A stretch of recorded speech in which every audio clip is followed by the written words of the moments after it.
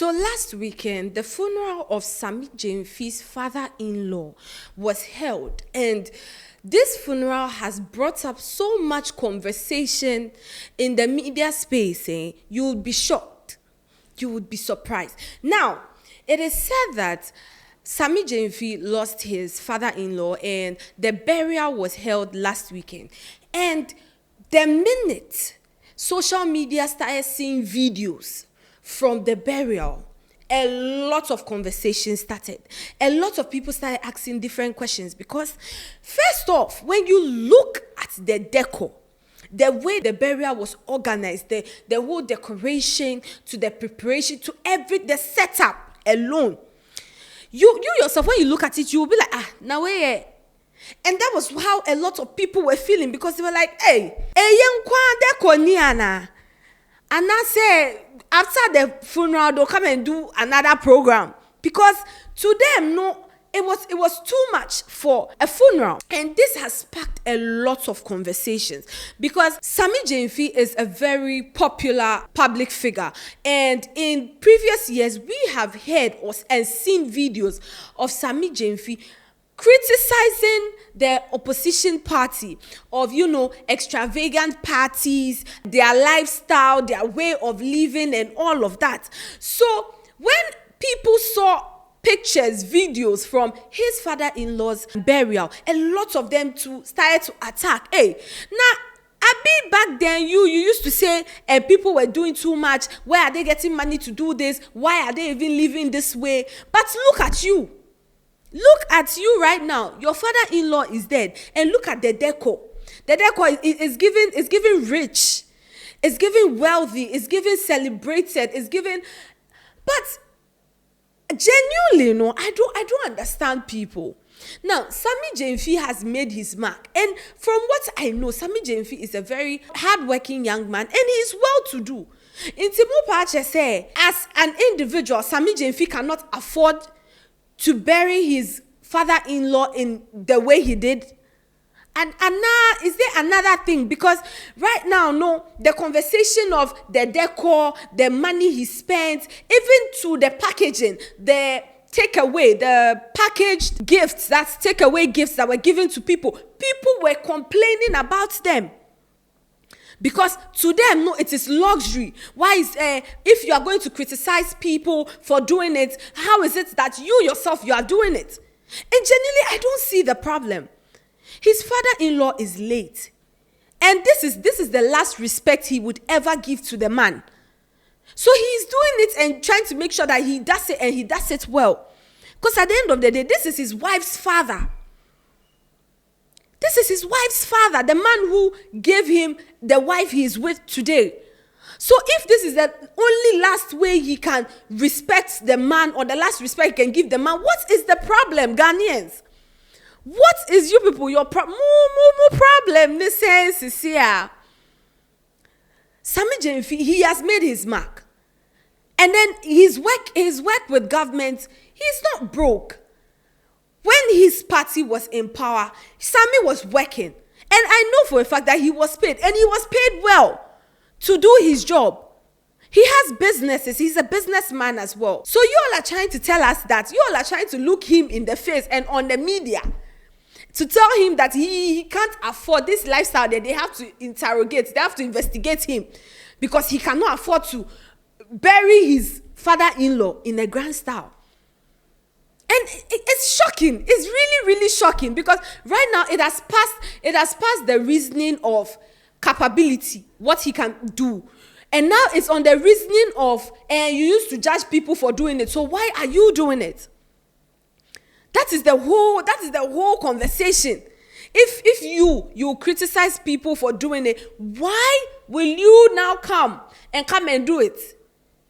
And as you are doing it right now, should we also judge you?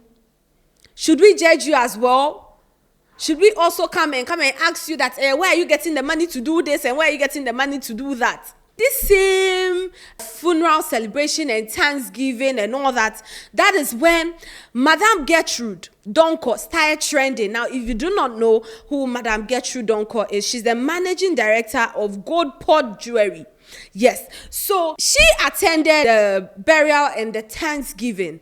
And then there was a picture of her that was then posted on X, where it was alleged that she left the Thanksgiving, the funeral, after the whole thing. She left with a private jet, in a private jet. That is what was alleged by someone on Twitter. And a lot of people then came, hey, now where did you get money to come and be taking private jets?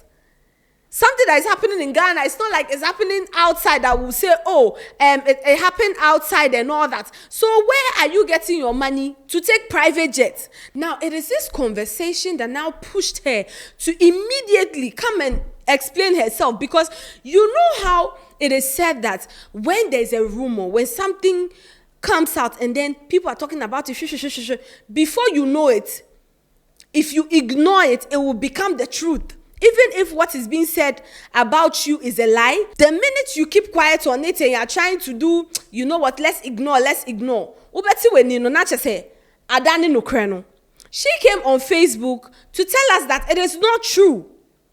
Where she said she traveled from Kumasi on Friday at 9:20 a.m. via commercial flight. She said, oh, no. She took the commercial flight from Kumasi to Accra for her boss's funeral, to attend the funeral. So this talk of private jet and all of that, to the extent where this woman even attached pictures of her flight bookings and all of that. That is how bad Ghanaians dragged this woman. And I'm thinking that an event that is happening in Ghana, and someone who is the managing director of Gold Port Jewelry. Are you people trying to tell us that if she decides that, baby, I'm in at least I have money, let me celebrate myself, and she wants to take private jets, she can't afford to take it? Ghanaians, why are we like this? Is it that we just like to rain on people's parade, or what exactly is it? Because she showed up looking really nice for her boss's father-in-law's funeral, only for you people to start spreading lies against her, to the extent where this woman quickly had to come and tell you people that, hey, me, this thing that you people are saying, I don't know anything about it. Anything about it at all. Before you people will come and put me in trouble. And it's really, really sad. It's really sad. See, when these people are in power, or when they hold particular positions, right? There's a particular lifestyle that they as individuals would be able to afford. Okay, so when we see them living the lifestyle that they can afford, I don't see what the problem is. I do not see it. If it was an instance where she was jobless, she didn't have a job, she's just maybe a known name, she didn't have a job, she didn't have businesses, she doesn't work and all that, and you people are questioning it, that is fine. But this is an MD to a renowned company. And then you people are coming to question, say, she should come and tell you people why she's in dang Ghana for dang. At the end of the day, the life we are living, everybody is hustling to make money, to enjoy their life. So if someone is working hard, making money, so much so that she's able to live a particular way, I don't see what the problem is. Unless you have concrete evidence that this person is doing something fishy, I do not see where the problem is. Or is it the fact that you people are already dragging her boss for the burial celebration and the way he did it, that you people are also now dragging his employee? I don't see it. Now, someone said on Twitter that a public servant is in that position accepting such a gift or offer. Let us observe public opinion on this matter. Someone said just a few years ago, it was an abomination for the whole president to charter a private jet. Today an MD does it and it's cool. Like she said, she did not do it though. She took commercial flight. She has come to show you people proof. Someone said, these people don't learn. Once you accept public office appointment, every step must be calculated. If not, you go explain and explain tire. True.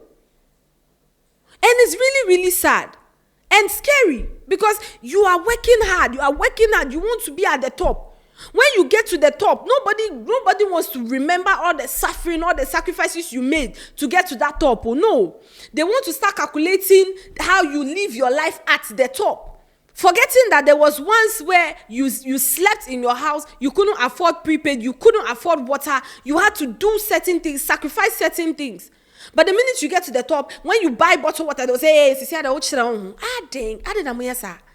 someone also said, it must be very hard to be a public servant in Ghana. Everyone in your family, including yourself, is being followed. Asemo! Asem!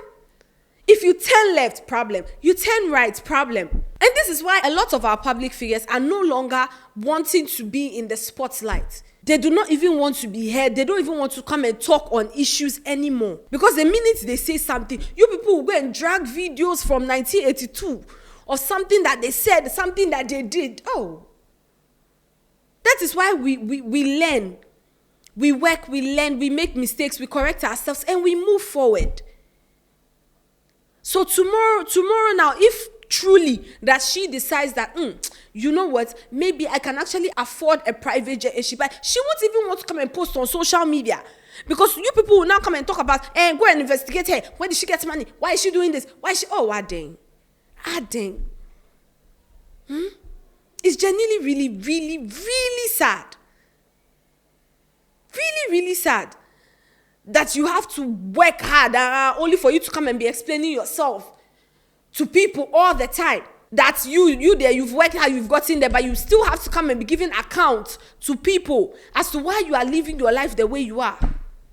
That being said, that's all the updates we have on this story. We'll bring you guys more. Let us know in the comments what your thoughts are on this particular issue. Do you think public servants should be allowed to actually live their lives because they've genuinely worked hard together? Or you think they should be held accountable for every single penny that they come out here to flaunt or anything that they do? This has been what they go on here at the Charley studio. It's your girl Mimi. We'll catch you on the next one.